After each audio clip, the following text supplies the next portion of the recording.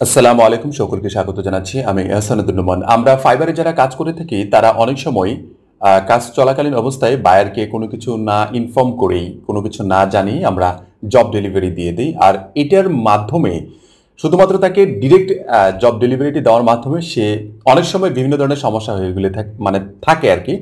এই বিষয়টা নিয়ে আজকে বিস্তারিত আলোচনা করব। সেটি হচ্ছে যে বায়ারকে কিভাবে ফাইলগুলো দিলে আমরা সেফ থাকতে পারবো, আমাদের যে বিভিন্ন ধরনের সমস্যাগুলো, কি ধরনের সমস্যাগুলো হতে পারে এটা নিয়ে যদি একটু আলোচনা করি। যে বায়ার বায়ার যদি ফাইল না পায় তাহলে তার পক্ষ থেকে কি ধরনের সমস্যাগুলো আমাদের জন্য করতে পারে, এই ধরনের একটি বিষয় থেকেই যায়। তো এই বিষয়টা আগে বলতে হবে। সেটা হচ্ছে সর্বপ্রথম যেটা হচ্ছে যে বাইরের পক্ষ থেকে হয়তোবা সে যদি তার ফাইলটা না পায় তাহলে জব অ্যাকসেপ্ট করবে না। এটা হচ্ছে যে এক নাম্বার।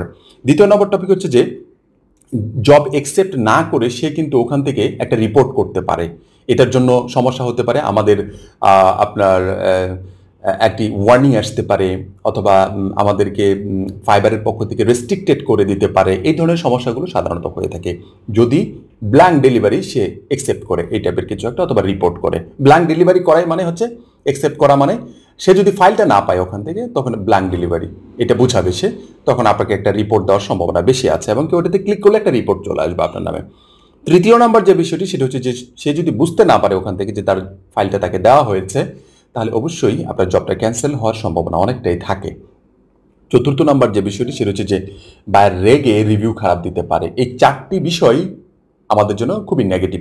এই জন্য চারটি বিষয় থেকে বেরিয়ে আসার জন্য আমাদেরকে খুব সুন্দরভাবে একটি ফাইল ডেলিভারি দিতে হবে। এখন প্রশ্ন আসতে পারে, বায়ার যদি আমাদের পক্ষ থেকে ফাইলটা প্রপারলি পেয়ে যায় তাহলে আমাদের কি সুবিধা হতে পারে? সর্বপ্রথম যে সুবিধাটা আমরা পাবো সেটা হচ্ছে যে একটি ভালো রিভিউ পাবো।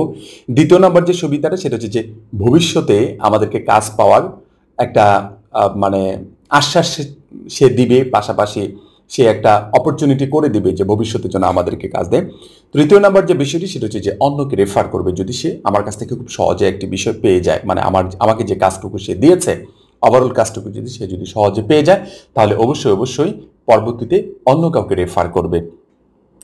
এখন কিভাবে বায়ারকে একটি জব কমপ্লিট আমরা করেছি, এই যে আমাদের যে কমপ্লিট ফাইলগুলো আছে, যে সেক্টর থেকে কাজ করছেন এই সেক্টর থেকে ফাইলগুলো তাকে কিভাবে দিলে আমরা এই সমস্যার সম্মুখীন হব না, এটি সবচেয়ে ইম্পর্টেন্ট বিষয়।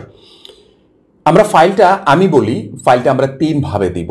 সর্বপ্রথম যখন আমরা জব একটা অ্যাকসেপ্ট করলাম, আমরা যখন কাজটা করার জন্য যখন জবটা অ্যাকসেপ্ট করলাম, তখন অবশ্যই কাজটা কমপ্লিট হয়ে গেলে বায়ারকে একটি সর্বপ্রথম মেসেজ দেওয়া যে তোমার কাজটুকু কমপ্লিট হয়ে গিয়েছে ইতিমধ্যে। আর সেটা অবশ্যই এই মেসেজের মাধ্যমে দিয়ে দেওয়া যে তোমাকে আমি কাজটুকু দিলাম, তুমি একটু চেক করে দেখো। এটা একবার তাকে ইনফর্ম করলেন। দ্বিতীয়বার ইনফর্ম কিভাবে করবেন? যখন জবটা ডেলিভারি দিবেন, ঠিক আছে, ডেলিভারির সাথে সোর্স ফাইল হিসেবে তাকে আপনি দিয়ে দেবেন, অথবা ডেলিভারির সময় বলে দিবেন আমি তোমাকে ইতিমধ্যে মেসেজের মাধ্যমে দিয়েছে, প্লিজ চেক ইউর ইনবক্স।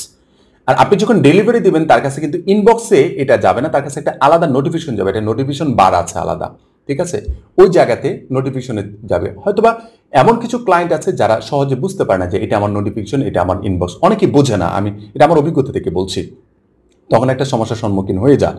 বিশেষ করে সেলাররা খুবই একটা বিব্রতকর অবস্থায় পড়ে যায়।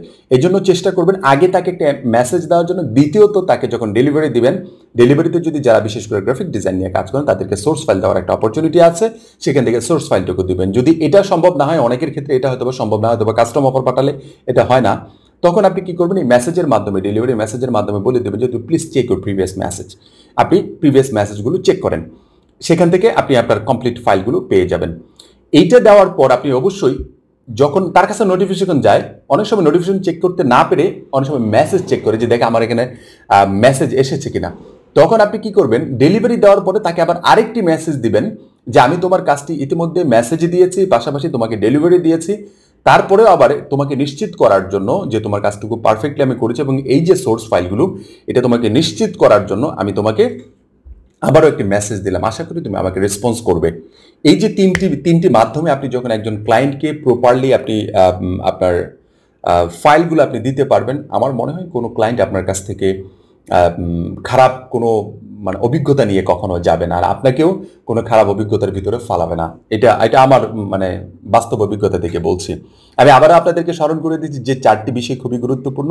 এই চারটি বিষয় অবশ্যই আমাদেরকে মেনে চলতে হবে, না হলে কিন্তু প্রবলেম আছে। সেটা হচ্ছে যে জব যদি আমরা যদি প্রপারলি এই সোর্স ফাইলগুলো আমরা প্রপারলি দিতে না পারি, তাহলে আমাদেরকে অবশ্যই জব অ্যাকসেপ্ট না করার সম্ভাবনা অনেক বেশি থাকবে।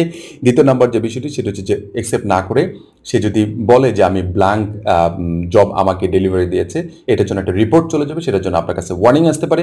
তৃতীয় নাম্বার যে বিষয়টি, জব ক্যান্সেল হওয়ার সম্ভাবনা আছে। চতুর্থ নাম্বার যে বিষয়টি সেটা হচ্ছে যে বায়ার রেগে গিয়ে হয়তোবা বলে যে না দরকার নেই, তোমার ফাইল আমার দরকার নেই, সেটা আপনাকে একটা খারাপ রিভিউ দিয়ে যেতে পারে, যেটা আপনার জন্য একজন সেলারের পক্ষে অবশ্যই অবশ্যই খারাপ একটি দুঃসংবাদের মতো একটি বিষয় হয়ে আসবে। আশা করি এই বিষয়গুলো একটু মেনে নিলে, সুন্দর করে এভাবে ক্লায়েন্টদেরকে মেসেজ দিলে, ক্লায়েন্টদেরকে জব ডেলিভারির সাথে ফাইলগুলো দিলে অথবা ইনফর্ম করে দিলে যে আমি তোমাকে আগেও মেসেজ করে দিচ্ছি, পরেও মেসেজের মাধ্যমে তোমাকে ফাইলগুলো আমি দিয়ে দিচ্ছি, তাহলে আমার মনে হয় আমাদের জবগুলো কখনো ক্যান্সেল হবে না, বায়ার আমাদের প্রতি রেগে যাবে না, খারাপ রিভিউ দিবে না। এই বিষয়গুলো, ওভারঅল যে বিষয়গুলো বললাম, এই বিষয়গুলো কখনো আমাদের পক্ষে একটা পজিটিভ বিষয় আসবে, নেগেটিভ এই বিষয়গুলো কখনো আসবে না। আশা করি বুঝতে পেরেছেন। আসলে আমি এই বিষয়গুলো নিজের অভিজ্ঞতা থেকে বিষয়গুলো বলি, বিধায় আমার কোনো স্ক্রিপ্ট নাই, স্ক্রিপ্ট ছাড়াই আমি বিষয়গুলোকে উপস্থাপন করার চেষ্টা করি, যাতে করে আপনারা খুব সহজে বুঝতে পারেন, কারণ ন্যাচারাল বিষয়টাকে উপস্থাপন করাটা সবচেয়ে ভালো আমার কাছে মনে হয়।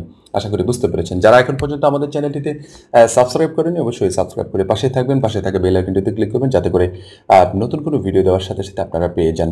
সবাই ভালো থাকবেন, সুস্থ থাকবেন। ধন্যবাদ সবাইকে। আসসালামু আলাইকুম ওয়া রাহমাতুল্লাহি ওয়া বারাকাতুহু।